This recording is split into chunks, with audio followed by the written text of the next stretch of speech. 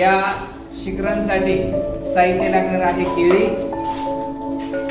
Banana, milk and sugar. Okay. या ठिकाणी सुरुवातीला आपण हे केळी सोलून घ्यायचे आहे. केळी सोलल्यानंतर आपल्याला त्याचे छोटे छोटे पीस करून घ्यायचे आहे, स्मॉल पीस.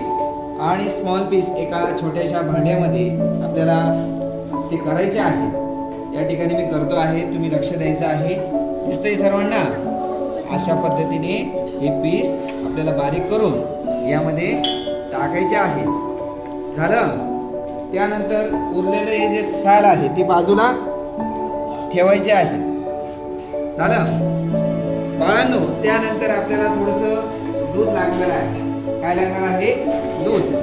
आलं लक्षात? हे दूध आपण जे छोटे छोटे केलेले पीस असतात ते याच्यामध्ये ठेवलेले दूध याच्यामध्ये टाकायचं.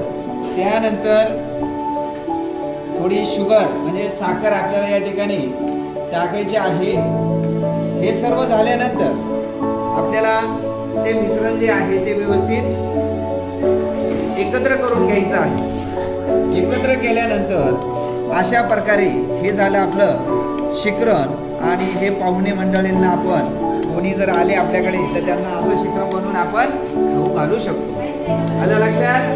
धन्यवाद.